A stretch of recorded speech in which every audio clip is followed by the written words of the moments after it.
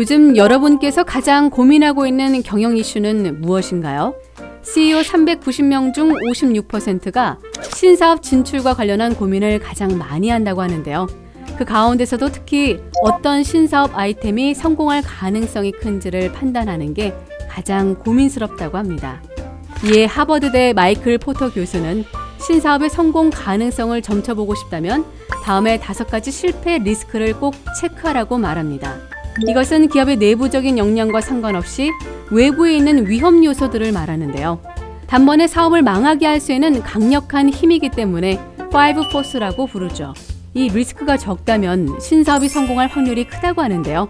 구체적으로 살펴볼까요? 첫째, 이미 많은 기업들이 치열한 경쟁을 벌이고 있지는 않는가 하는 것입니다. 예로 자동차 시장은 이미 오래전부터 국내외 유수한 기업들이 치열한 경쟁을 벌여오던 각축장이었습니다.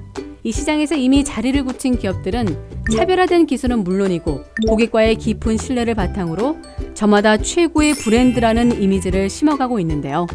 1990년대 중반 뒤늦게 삼성이 이 시장에 발을 들여놓았습니다. 처음에 삼성은 대한민국 최고 기업이라는 이미지와 함께 막대한 자본력도 갖고 있기 때문에 충분히 경쟁력이 있어 보였습니다.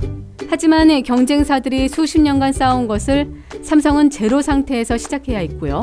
가전제품 회사라는 이미지가 강했던 삼성의 자동차를 고객들이 낯설게 느낄 수밖에 없었죠. 결국 삼성자동차는 들쭉날쭉한 실적을 보이다가 결국 프랑스 르노사에 경영권을 내줬습니다. 하지만 르노 역시 이렇다 할 돌파구를 찾지 못하고 여전히 국내 자동차 시장 점유율 5%대를 오르락내리락 하고 있습니다. 이 사례에서 볼 수 있듯 이미 경쟁이 치열한 시장에 발을 들여놓는 것은 피하는 게 좋습니다. 둘째, 비록 지금은 경쟁이 치열하지 않더라도 누구나 쉽게 이 사업에 뛰어들 가능성이 있지 않은가 하는 것입니다. 대표적인 예로 자동차 블랙박스 시장을 들 수 있는데요. 2000년대 중반까지만 해도 이 블랙박스를 만드는 회사는 그리 많지 않았습니다. 그런데 이 제품을 사겠다는 사람들이 많아지자 너도 나도 이 시장에 쉽게 뛰어들었죠.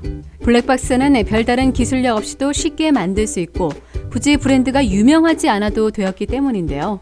그러다 보니 점점 더 많은 군수업체들이 이 시장에 뛰어들었고 자연스레 수익은 줄어들 수밖에 없었습니다. 그래서 이처럼 누구나 쉽게 뛰어들 수 있는 시장에선 큰 이윤을 기대하기 어려운 경우가 많습니다. 셋째, 고객이 사업의 주도권을 틀어줄 만큼 영향력이 크진 않은가 하는 것입니다.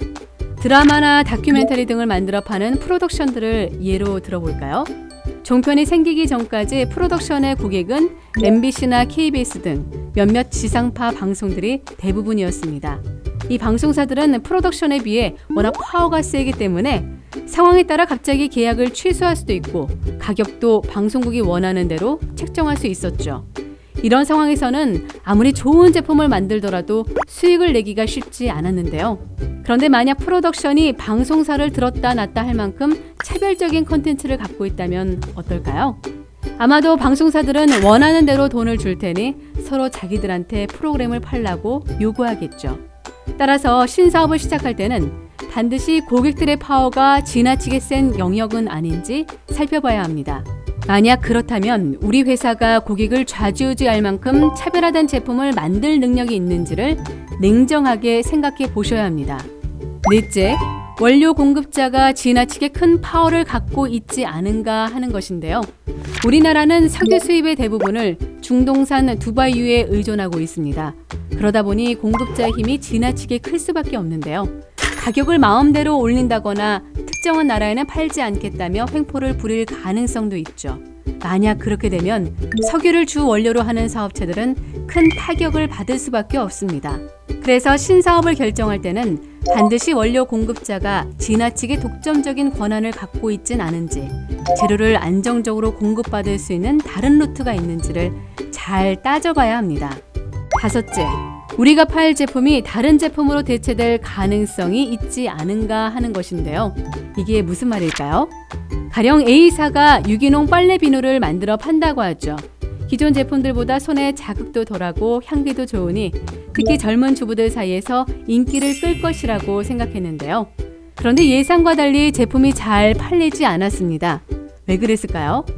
알고 보니 요즘 젊은 주부들은 손빨래를 잘 하지 않기 때문에 급한 대로 일반 미용 비누를 사용해 손빨래를 했던 건데요. 즉, 유기농 빨래 비누를 굳이 사지 않더라도 훨씬 저렴한 미용 비누로 저자극과 좋은 향기라는 니즈를 충족할 수 있는 거였죠. 이처럼 우리 제품을 쉽게 대체할 수 있는 상품이 있을 때는 아무리 좋은 제품을 내놓아도 큰 수익을 내기 힘든 경우가 많습니다.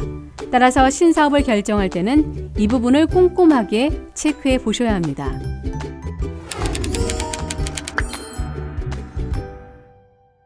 혹시 여러분도 지금 고민하고 있는 신사업이 돈이 될 만한 사업인지 아닌지를 판단하지 못해 머뭇거리고 계신가요? 그렇다면 이 5가지 위험 요인을 꼼꼼하게 체크해 보세요.